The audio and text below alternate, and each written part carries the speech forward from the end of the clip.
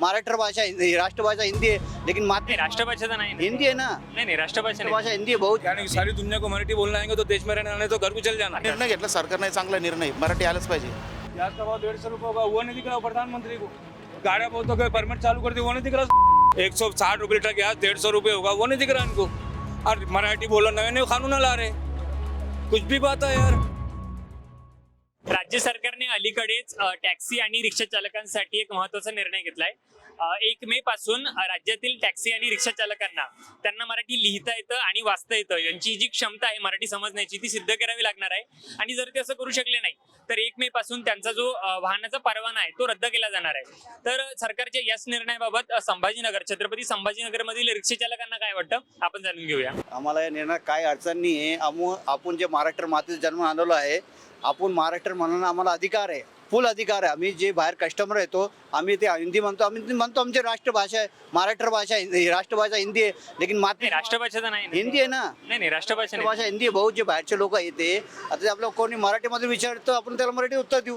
ते योग्य निर्णय आहे तुझा। आपण महाराष्ट्रामध्ये जातोय तर मराठी यायला पाहिजे ना, कोणता रो जातपात काही नाही आहे। महाराष्ट्रामध्ये जातो, महाराष्ट्रामध्ये मराठी यायला पाहिजे। ते युपी राहा, मराठी राहा, मुस्लिम राहा, कोणी राहो, तर योग्य निर्णय आहे तो। सरकारचं काय आहे ते हिंदू राष्ट्र करायचे आहे आणि त्यांचा विचार असा आहे की मराठी बोललं पाहिजे। इथले कोणी मुस्लिम लोक तसे करीतच नाही ना, तसे सरासरी ते मराठी बोलते। मराठी जर कधी बोललं तर ज्यांना नाहीच येत समजा मराठी, एका अर्थ त्याचं वकडून तसं त्याचं काही विचार नाही तसं तेवढं। पण आता जर आपण उत्तर प्रदेशला गेलो तिथले आपल्याला हिंदीच बोलायला लागते, मराठी समजू शकत नाही। तसं इथं कोणी येईन तर त्यानं मग हिंदी मराठीच बोलायला पाहिजे ना। आपल्या इथला व्यवहार तर मराठीतच होतो ना आता पूर्ण।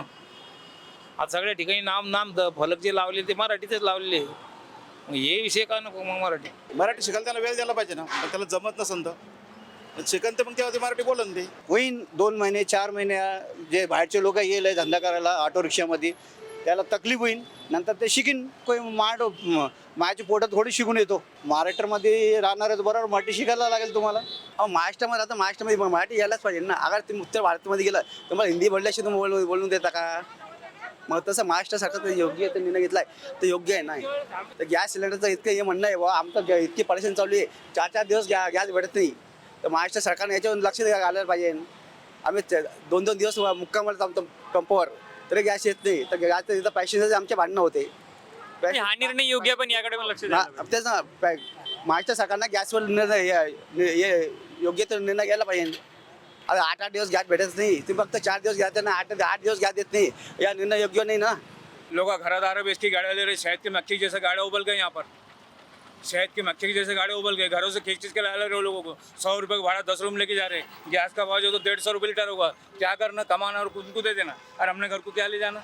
गवर्नमेंट को ये नहीं दिखा, औरंगाबाद शहर में गाड़ियाँ बहुत हो गए, रिक्शा वाले घरों को जा रहे बुलाने को। 160 रुपये लीटर गैस 150 रुपये होगा, वो नहीं दिख रहा इनको।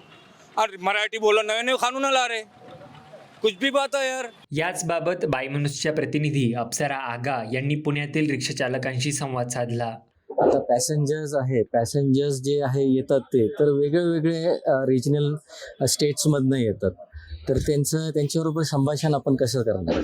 संभाषण त्यांचं नाव साऊथवाले, तर साऊथवाले ते आपल्याला ते जास्त करून मराठीमध्ये त्यांना येत नाही, तर आपण त्यांच्याबरोबर त्यांची लँग्वेजनी तर होणार नाही आहे। समजा साऊथवाले तेलुगू आहे, मल्याळम आहे, अशी भाषा आपण बोलू शकत नाही। आपण महाराष्ट्रात राहतो, मराठी बोलतो आपण, पण समोरच्याला जेव्हा मराठी समजणार नाही आणि आपण त्यांच्याबरोबर व्यवस्थित हे केलं, कम्युनिकेशन केलं नाही, तर त्यांना काय समजणार की आपण काय बोलतो त्यांच्याबरोबर। ह्याच्यासाठी की बाकी लँग्वेजेस पण आहे, जसं इंग्लिश लँग्वेज आहे, हिंदी लँग्वेजेस आहे, त्यांच्याबरोबर आपण ते कम्युनिकेट करून त्यांना आपण विचारू शकतो, बाबा तुम्हाला कुठं जायचं आहे, कुठपर्यंत जायचं आहे, कसं जायचं हे आपण त्यांना सांगू शकतो।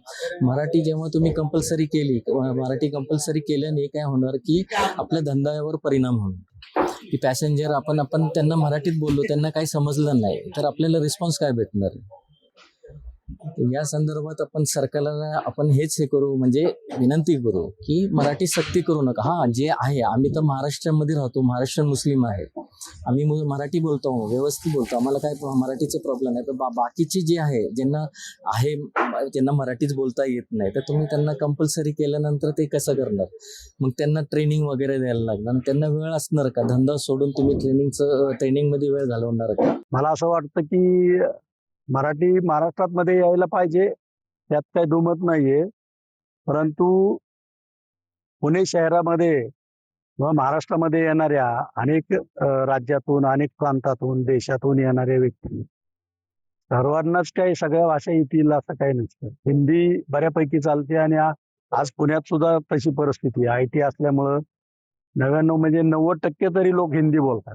त्यामुळे मराठी सक्तीचं म्हणजे हे चुकीचं आहे की मराठी आलीच पाहिजे, त्यांनी शिकावं, मराठी शिकावं, शिकू नये असं नाहीये. मराठी राज्यात आपण महाराष्ट्रात राहतो, मराठी येणं गरजेचं आहे. पण आज आमच्याकडे प्रवासी जे असतात, अनेक जाती प्रांताचे येतात, राजस्थान, गुजरात, अनेक राज्यातून येतात, त्यांना मराठी येईल असं नाहीये सांगता येत. रिक्षा चालकाला जरी मराठी सक्ती करत असाल तर मग सॉफ्टवेअरमध्ये जे काम करणारे इंजिनियर असतील किंवा अनेक भागामध्ये जे लोक आहेत की त्यांना मराठी येत नाही पण समजती, मग त्यांनाही तुम्ही बाहेर काढणार आहात का? तर हा जो राज्य सरकारने चालवलेला जो हे आहे, विषय आहे, तो मला चुकीचा वाटतो. मराठी यायला पाहिजे, त्यांनी शिकावं, त्यांना शिकण्याची संधी द्यावी, परंतु ते सक्तीचं करू नये असं मला वाटतं.